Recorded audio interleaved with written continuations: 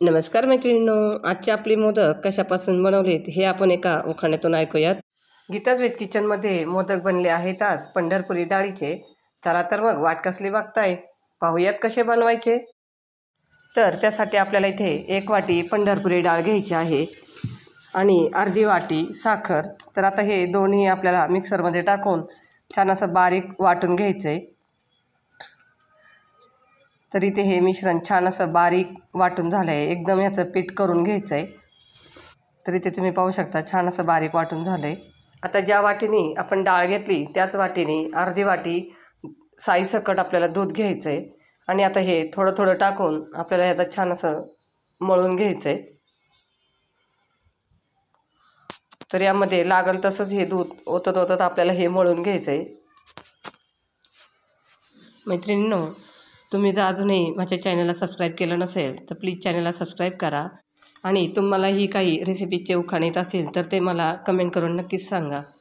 तरी ते हे छान मळून झालेलं आहे, तुम्ही पाहू शकता। हे अशा पद्धतीने थोडंसं सैलसरच मळायचं आहे, कारण ही डाळ आहे त्यानंतर हे थोडंसं घट्ट होतं।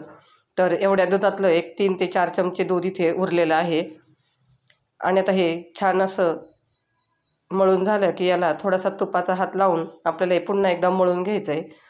तर इथे निम्म दूध आणि निम्म तूप असं दोन्ही मिळून हे पीठ मळलं तरी छान होतात मोदक।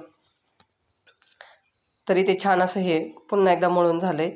आता मोदकाच्या साच्याला थोडंसं तूप लावून घ्यायचं आणि आता हे तयार केलेलं मिश्रण यामध्ये आपण भरून ह्याचा छान असा मोदक बनवून घ्यायचा आहे। तर आता हा मोदक बनवताना आपण यामध्ये कोणतेही ड्रायफ्रूट्स वापरू शकतो किंवा असेही बनवू शकतो। तर इथे मी पिस्ता घेतलेला आहे।